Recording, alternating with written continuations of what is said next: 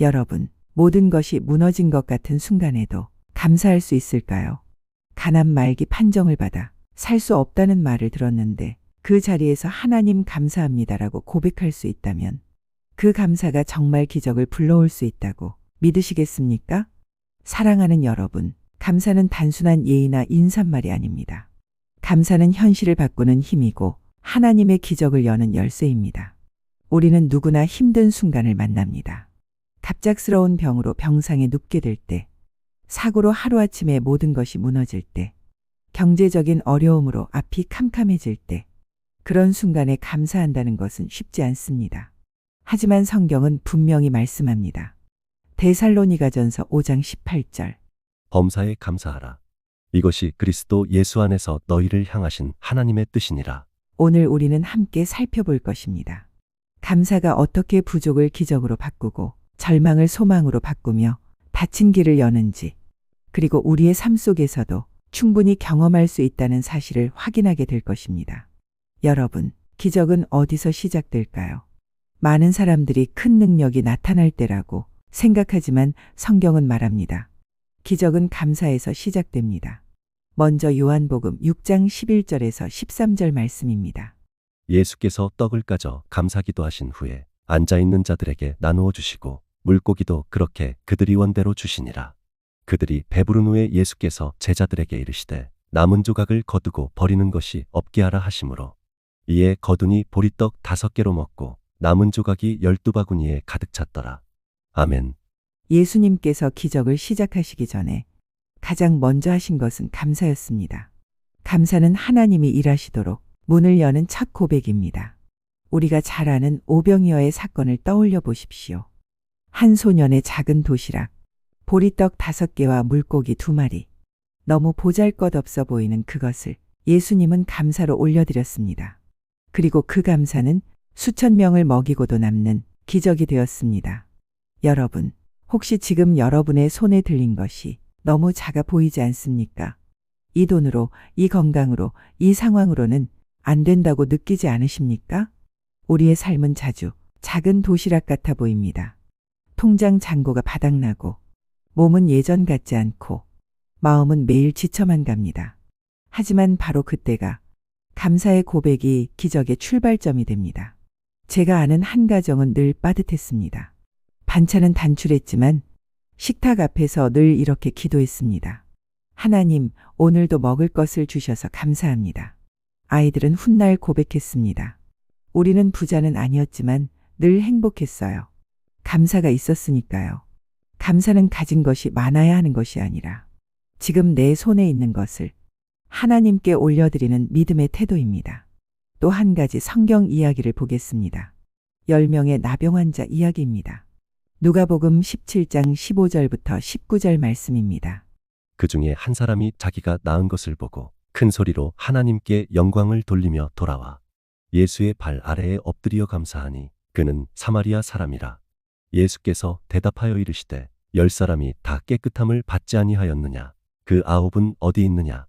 이 이방인 외에는 하나님께 영광을 돌리러 돌아온 자가 없느냐? 하시고 그에게 이르시되 일어나가라, 내 믿음이 너를 구원하였느니라 하시더라. 아멘. 10명이 모두 치유를 받았지만 감사로 돌아온 사람은 단 1명뿐이었습니다. 그리고 예수님은 그에게만 내 믿음이 너를 구원하였다 말씀하셨습니다. 우리 삶에도 비슷한 순간들이 있습니다.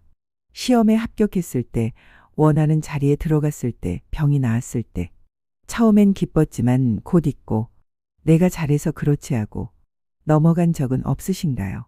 그 순간 감사하지 못하면 우리는 9명처럼 그저 치유만 받는데 머물고 맙니다.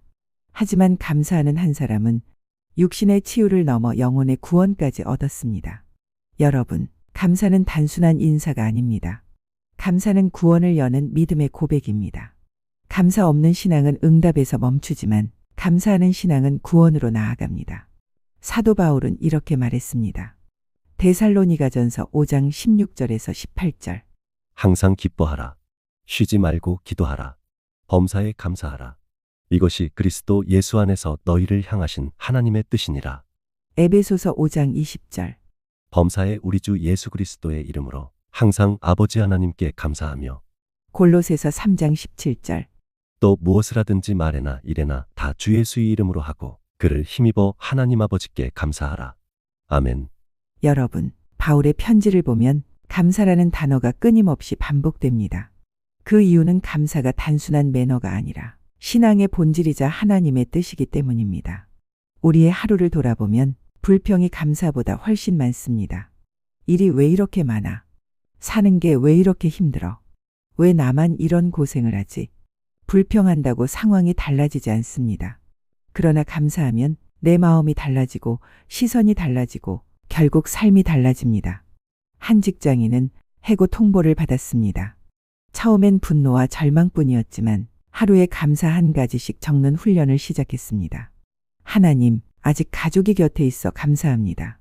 눈을 떠 하루를 시작할 수 있음에 감사합니다. 그 작은 고백이 쌓이자 마음이 바뀌었고 결국 더 나은 길이 열렸습니다. 감사는 단순히 기분을 좋게 하는 말이 아닙니다. 감사는 무너진 삶을 다시 세우는 힘, 하나님이 일하시도록 여는 열쇠입니다. 서울에 사는 한 집사님은 계속되는 복통과 극심한 피로 때문에 병원을 찾았습니다. 검사 결과는 충격적이었습니다. 간암 말기 판정. 의사는 단호히 말했습니다. 수술은 어렵습니다. 치료 효과도 크지 않을 겁니다. 준비를 하셔야 합니다. 그날 밤 그는 깊은 절망 속에서 하나님께 울부짖었습니다. 주님, 이제 제 삶은 끝입니까? 하지만 곧 마음을 바꾸었습니다. 상황은 변하지 않아도 감사부터 회복하겠습니다. 그때부터 작은 감사 고백을 시작했습니다. 오늘도 숨 쉴 수 있어 감사합니다. 가족이 곁에 있어 감사합니다. 하루 더 눈 뜰 수 있음에 감사합니다. 그 감사가 쌓이자 마음의 평안이 찾아왔고 가족의 얼굴에도 웃음이 돌아왔습니다. 그리고 놀랍게도 몇 달 뒤 검진에서 수치가 안정되고 통증도 줄어들었습니다. 의사도 이건 예상 밖입니다라고 말할 정도였습니다. 그 집사님은 지금 이렇게 고백합니다. 감사는 제 병보다 먼저 제 마음을 고쳤습니다. 그리고 하나님은 그 감사 위에 기적을 더하셨습니다. 여러분, 깊은 밤 억울하게 감옥에 갇혔다면 무엇을 하시겠습니까? 분노하시겠습니까? 좌절하시겠습니까? 아니면 하나님을 찬송하시겠습니까? 사도행전 16장 25절과 26절 말씀입니다.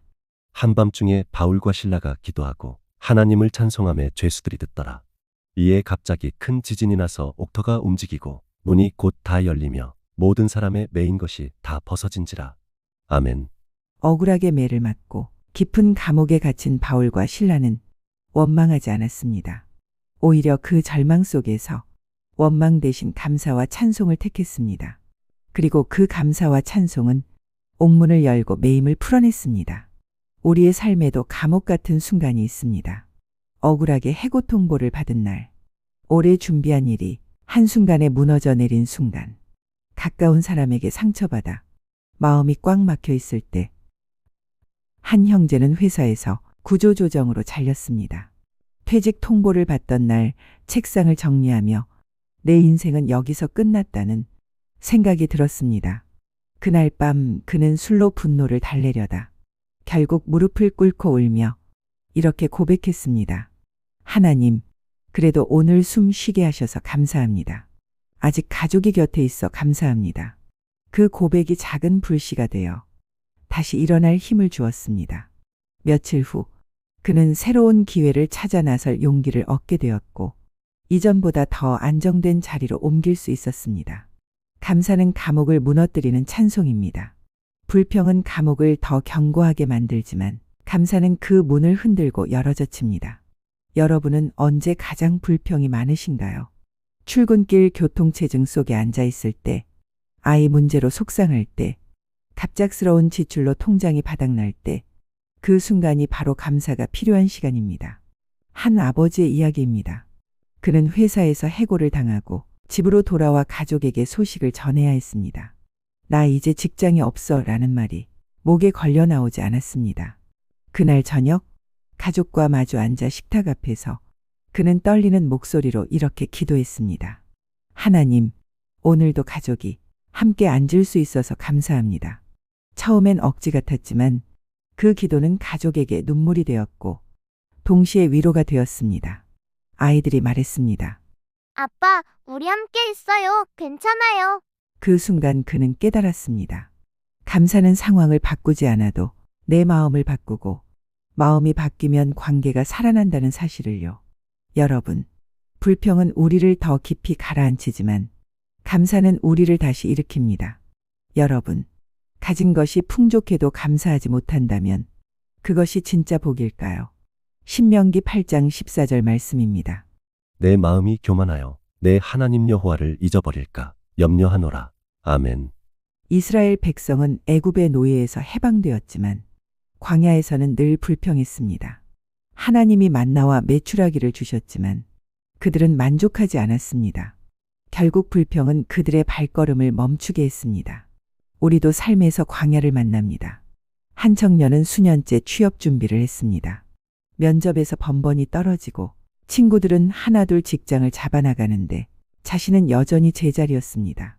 하루는 거울 앞에 서서 하나님, 왜 저만 이렇게 버려두십니까? 라며 눈물을 쏟았습니다.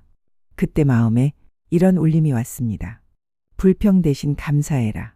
그날부터 그는 작은 것에 감사하기 시작했습니다. 공부할 자료가 있음에 감사합니다. 도와주는 친구가 있어 감사합니다. 며칠 후 마음이 한결 가벼워졌고 자신감이 회복되었습니다. 그리고 몇 달 뒤 그에게 꼭 맞는 직장 문이 열렸습니다. 불평은 길을 막지만 감사는 길을 엽니다. 광야에서도 감사할 때 우리는 약속의 땅을 향해 나아갑니다. 여러분, 감사는 감정이 아니라 훈련입니다. 오늘부터 감사의 하루를 시작해 보시겠습니까? 한 가정의 이야기입니다. 이 가정은 경제적으로 늘 빠듯했고 대화조차 부정적인 말로 가득했습니다. 어느 날 어머니가 가족에게 제안했습니다. 우리 오늘부터 하루에 한 가지씩 감사 제목을 말하자. 처음엔 어색했습니다. 엄마가 밥 해줘서 감사합니다. 오늘은 비가 안 와서 감사합니다. 그런데 하루, 이틀 감사가 쌓이자 가족의 얼굴이 달라졌습니다. 어느 날 막내 아이가 웃으며 말했습니다. 오늘은 학교에서 친구가 같이 놀아줘서 감사합니다. 그 작은 고백이 집안 공기를 바꾸었습니다. 불평이 습관이었던 가정이 감사의 언어로 살아나는 집으로 바뀐 것입니다. 부산에 계신 한 권사님은 몇 해 전 대형 교통사고를 당했습니다. 차량이 전복되며 온몸에 뼈가 부러졌고 의사는 말했습니다. 다시 걷기는 어렵습니다. 생명도 장담하기 힘듭니다. 처음 그는 절망 속에서 매일 눈물로 시간을 보냈습니다. 그러나 어느 날 결심했습니다. 움직일 수 없지만 살아있음에 감사합니다. 그날부터 그는 손가락을 움직일 수 있음에 감사했고 숨 쉴 수 있음에 감사했습니다. 그 감사가 재활의 힘이 되었고 고통의 시간을 버티게 했습니다. 1년 뒤 그 권사님은 다시 걸을 수 있었습니다.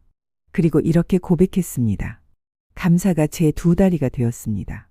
감사가 제 인생을 다시 세웠습니다. 사랑하는 여러분, 오늘 우리는 보았습니다. 오병이어에서 감사는 부족을 넘치게 바꿨습니다. 10명의 나병 환자 중 1명은 감사로 구원을 얻었습니다. 바울과 실라는 찬송할 때 옥문이 열렸습니다. 광야의 불평은 발걸음을 멈추게 했지만 감사는 미래의 문을 열었습니다. 그리고 감사는 오늘날에도 무너진 삶을 다시 세우는 기적을 일으킵니다. 감사는 단순한 인사가 아닙니다. 감사는 하나님의 기적을 여는 열쇠입니다. 오늘부터 작은 감사라도 시작해 보십시오. 아침에 눈 뜰 때, 밥을 먹을 때, 잠자리에 들 때, 그 작은 감사 하나가 하루를 바꾸고 인생을 바꾸며 결국 영혼을 바꿀 것입니다. 감사하는 마음이 하나님의 기적을 경험하게 합니다. 아멘.